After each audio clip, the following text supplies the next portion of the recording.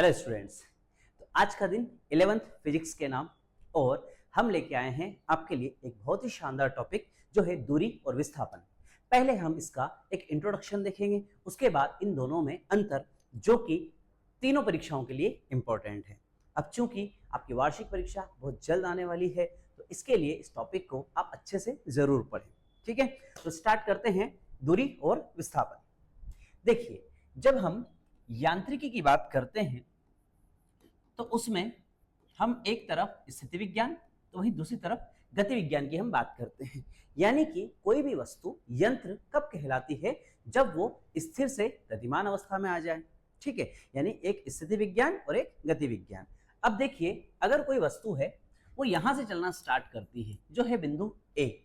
अब वो चली बिंदु ए से इस जगह बिंदु बी, फिर यहां से चली इस जगह वो है बिंदु सी, और फिर यहां से इस जगह आ गई और ये है बिंदु डी। हम तीन अलग अलग परिस्थितियां लेते हैं। ठीक है, इसी टाइप से मान लिया जाए एक वस्तु यहां से स्टार्ट करती है जो है बिंदु, चलो इसको पी ले लेते हैं, बिंदु पी। वस्तु चली यहां पर जो है बिंदु क्यू, और वस्तु इस जगह आके रुक जाती है जो है बिंदु आर। एक और उदाहरण लेते हैं। अगर एक वृत्त की हम बात करें तो मान लिया जाए ये बिंदु ओ है और वस्तु यहीं से स्टार्ट करती है और यहीं पे आके खत्म हो जाती है, यानी ओ बिंदु से ही वो वापस कहां आ गई, ओ बिंदु पर आ गई। अब देखिए, हम दो टर्म की बात कर रहे हैं। एक तरफ हम बात कर रहे हैं भैया दूरी क्या है, इंग्लिश में इसको डिस्टेंस कहा जाता है, और विस्थापन जिसको हम लोग डिस्प्लेसमेंट बोलते हैं। अब यहां पर देखिए, ए से लेकर डी तक जाने के लिए जो रास्ता लगता है उसे हम दूरी कहते हैं, यानी कि पथ की लंबाई। इसको हम एक टाइप से डिफाइन कर सकते हैं। देखिए, जैसे यहां पे दूरी की हम बात करें तो यहां पर a b plus b c plus c d, यानी कि ये इसकी दूरी हुई। लेकिन कोई भी वस्तु जब पहले बिंदु से लेकर आखिरी बिंदु तक पहुंचती है तो केवल पहले बिंदु और आखिरी बिंदु के बीच की जो दूरी होती है उसको फिर हम विस्थापन कहते हैं। वो एक टाइप का शॉर्टकट होता है। देखिए, अब यहां पर अगर मैं बात करूं विस्थापन, तो आपका बिंदु ए से लेकर बी तक विस्थापन हुआ, यानी वस्तु इतनी सी शिफ्ट हुई एक तरह से देखा जाए। तो इस कंडीशन में आपका जो विस्थापन है वो हो जाएगा मात्र ए डी। चलिए दूसरे एग्जांपल में समझने की कोशिश करते हैं। अगर हम इस सिचुएशन में बात करें कि दूरी कितनी है, तो देखिए वस्तु पहले पी क्यू गई, उसके बाद क्यू आर गई, यानी ओवरऑल दूरी जो हो गई वो P Q plus Q R, यानी उस रास्ते की लंबाई। लेकिन अगर हम यहां पर डिस्प्लेसमेंट यानी कि विस्थापन की बात करें तो भाई उस हिसाब से तो वस्तु P से R तक ही गई। यानी कि अगर हम यहां पर ओवरऑल डिस्टेंस की बात करें, पहले बिंदु और आखिरी बिंदु के बीच की दूरी, तो वो हो जाएगी PR, और यही आपका क्या कहलाएगा, विस्थापन। अब यहां पर आते हैं, चूंकि एक वृत्त है यानी कि हमने वस्तु को वृत्ताकार गति करवाई है, वृत्तीय गति करवाई है। तो वृत्तीय गति में अगर हम दूरी की बात करें तो देखिए वस्तु ए से चली है और इसे हम क्या कहते हैं, वृत्त की परिधि। तो वृत्त की परिधि यहां पर हो गई 2 पाई आर।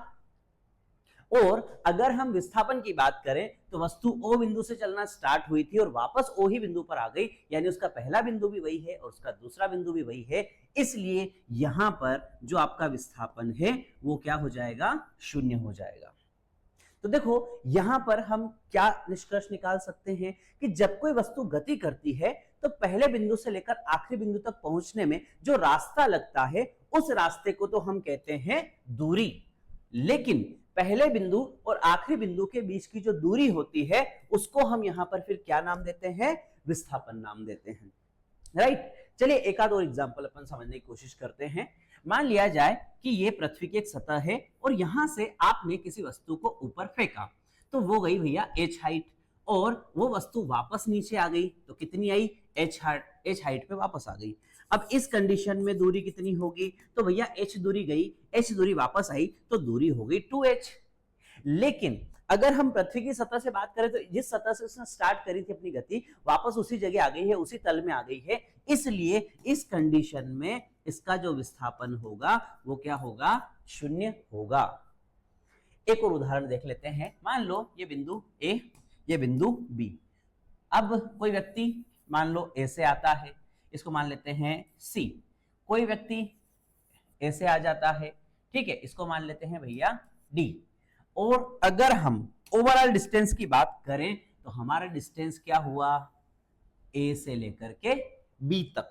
यानी अगर हम यहां पे दूरी देखना चाहें तो ए सी बी वो भी आपकी दूरी ही होगी, ए डी बी ये भी आपकी क्या होगी, दूरी ही होगी। लेकिन हम ओवरऑल बात करते हैं भैया पहले बिंदु और आखिरी बिंदु के बीच की दूरी क्या है, तो उस जगह हम देखेंगे कि बिंदु ए से लेकर के बी तक ही वस्तु गई है, इसलिए जो ए बी है वो आपका यहां पर डिस्प्लेसमेंट हो जाएगा, जिसको हम यहां पर क्या कहते हैं, विस्थापन। तो देखिए एक नहीं, दो नहीं, तीन नहीं, टोटल 5 एग्जाम्पल से हमने समझा कि दूरी और विस्थापन क्या होता है। तो अब हम पढ़ते हैं इसके अंदर अंतर, जो कि आपकी सभी एग्जाम्स के लिए इंपॉर्टेंट है। वहां पर हम इसकी डेफिनेशन भी देख लेंगे और बाकी चीजें भी हम एक बार एक्सप्लोर कर लेंगे। देखिए एक तरफ विस्थापन है, एक तरफ दूरी है। कभी भी अंतर अगर आप याद करें तो हमेशा ध्यान रखिए पहले कौन सा वर्ड है, बाद में कौन सा वर्ड है। जैसे मैं यहां पर बोल रहा हूं तो दूरी और विस्थापन बोल रहा हूं, यानी कि दूरी पहले और विस्थापन पहले। अब कुछ बच्चे क्या होता है पैटर्न से याद करते हैं कि इधर इधर दूरी का ऐसा आ गया, इधर विस्थापन का आ गया। लेकिन अब देखो यही वाला अंतर उल्टा है, यह है विस्थापन और दूरी में अंतर, तो आपकी जो चीजें हैं वो चेंज हो जाएगी। तो कभी भी उसको रटकर याद नहीं करना है, उसको इस तरीके से याद करना है कि चाहे वो किसी भी पैटर्न में पूछे तब भी हम उसका आंसर सही से लिख सकें। देखिए पहले विस्थापन की बात करते हैं, तो यहां पर है दिए गए समयांतर में वस्तु के स्थिति निर्देशांकों के अंतर को वस्तु का विस्थापन कहते हैं। अगर आप कंफ्यूज हो रहे हो तो मैं आपको बता दूं कि ये उसकी पहली स्थिति थी, ये उसकी आखिरी स्थिति थी, तो इसी को हम लोग यहाँ पे बोलते हैं स्थिति निर्देशांक। ठीक है, स्थिति को निर्देशित करने वाला जो पॉइंट होगा, जो बिंदु होगा, वही उसकी स्थिति होगी प्रारंभिक और अंतिम, और उसी का जो डिस्टेंस रहेगा उसको हम यहाँ पे विस्थापन बोलते हैं। अच्छा इधर है दिए गए समानांतर वस्तु द्वारा तय किए गए पथ की लंबाई। क्या चीज इंपॉर्टेंट है, पथ की लंबाई, जो रास्ता रहेगा उस रास्ते को हम यहाँ पे दूरी बोलेंगे। अब देखिए ये एक सदिश राशि है, बहुत ही इंपॉर्टेंट ऑब्जेक्टिव है, ये ध्यान रखिएगा। और दूरी क्या है, अदिश राशि है। भाई जब भी आप किसी शॉर्टकट को पॉइंट आउट करोगे तो एक डायरेक्शन में रहेगा, इसलिए विस्थापन जो रहेगी वो सदिश राशि रहेगी। अगला, इसका मान धनात्मक हो सकता है, ऋणात्मक हो सकता है, शून्य भी हो सकता है। देखो तीनों सिचुएशन बन सकती है, पॉजिटिव भी हो सकता है, नेगेटिव भी हो सकता है, क्योंकि विस्थापन में वस्तु हो सकता है थोड़ी आगे निकल गई हो। और हमने वृत्त वाले उदाहरण में पढ़ा है कि यहां से वस्तु यहां गई तो विस्थापन आपका 0 हो गया। हमने हाइट वाले एग्जांपल में भी देखा कि विस्थापन आपका क्या हो गया, 0 हो गया। तो आपका यहाँ पे जो वैल्यू होता है वो तीनों पॉसिबिलिटी पे जाता है, यानी कि धनात्मक, ऋणात्मक, शून्य। लेकिन ये ऑब्जेक्टिव बहुत पूछा जाता है, दूरी हमेशा धनात्मक होती है। भाई कोई भी चीज गति करेगी, यानी कि थोड़ा भी डिस्टेंस ट्रैवल करेगी, तभी तो उसको हम दूरी कहेंगे, उसको विस्थापन कैसे कह सकते हैं। ठीक है, तो इसलिए हमेशा ध्यान रखिए दूरी का मान हमेशा क्या होता है, धनात्मक होता है।